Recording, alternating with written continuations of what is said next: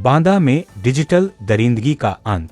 JEE Rambhawan और उसकी पत्नी को फांसी। बच्चों के अश्लील वीडियो बनाकर बेचते थे आरोपी। बांदा में आज इंसाफ की वो गूंज सुनाई दी है जिससे पूरे देश के रूह कांप उठेगी। मासूम बच्चों की जिंदगी नर्क बनाने वाले हैवान रामभवन और उसकी पत्नी को बांदा की पॉक्सो कोर्ट ने फांसी की सजा सुनाई है। यह मामला 2020 का है, जब इंटरपोल की एक सूचना ने पूरी दुनिया को हिलाकर रख दिया था। जज प्रदीप कुमार मिश्रा ने इस केस को अरेस्ट ऑफ रेयर मानते हुए दोषियों को मौत के फंदे तक पहुंचाने का आदेश दिया है।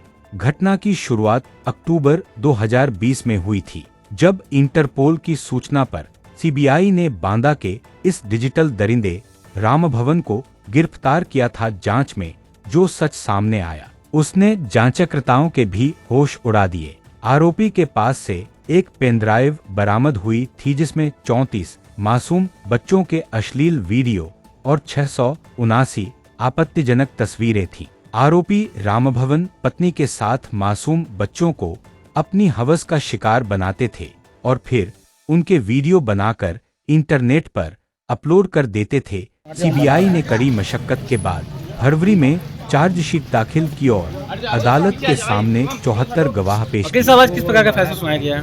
आज सीबीआई का एक फैसला सीबीआई की चल रही थी। दरअसल ये अक्टूबर 2020 से सीबीआई को एक इंटरपोल के द्वारा एक सूचना दी गई थी कि एक व्यक्ति 3 नंबरों से छोटे छोटे बच्चों के 7 से लेकर 18 से 20 के बच्चे हैं, उनकी जो है सेक्सुअल असॉल्ट करती हुई पूर्ण वीडियो बना करके उसको इंटरनेट पे लोड करना है।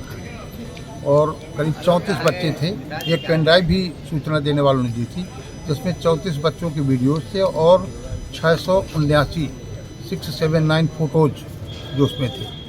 उसको लेकर जब पेन ड्राइव मिला तो फिर केस रजिस्टर किया नई दिल्ली में सीबीआई ने, क्योंकि जुरिडिक्शन यहीं का था, बच्चे यहीं के थे। और जो ये एक्यूज्ड है रामभवन, ये जलकर विभाग में जेई था, तो इनके नंबर से जब पेश हुआ तो इसको गिरफ्तार किया गया।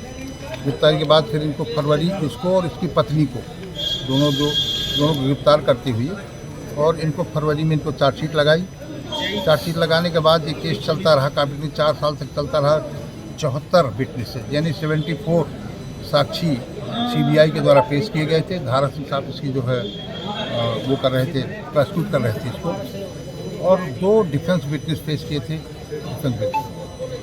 अंततः आज फाइनली इनको दोनों को मृत्युदंड से, जो पॉक्सो कोर्ट के विद्वान न्यायाधीश है प्रदीप कुमार मिश्रा जी, उसमें रामभवन को फांसी की सज़ा 5C में DLML जो पॉक्सो की धारा है उसमें, अन्य में भी सजाएं दी हैं। मृत्यु एक में आजीवन कारावास भी दिया है। लेकिन अब चूँकि फाइनली उन्होंने 1 लाख रुपया जुर्माना उसमें भी कहा है, तो 5 वर्ष वो फांसी की सज़ा इनको, और दुर्गावती को भी 120B का दोषी पाते उनको भी फांसी की सज़ा दी। और ये लिखा है कि जब तक इनकी मृत्यु न हो जाए तब तक इनको अंतिम सांस तक फांसी पर लटकाया जाए। और ये भी कि बच्चों के पुनर्वास और राहत के लिए डीएम को एक पत्र लिखा जाए कि ये 10-10 लाख रुपया केंद्र और राज्य सरकार आपसी सहमति से बच्चों को दें।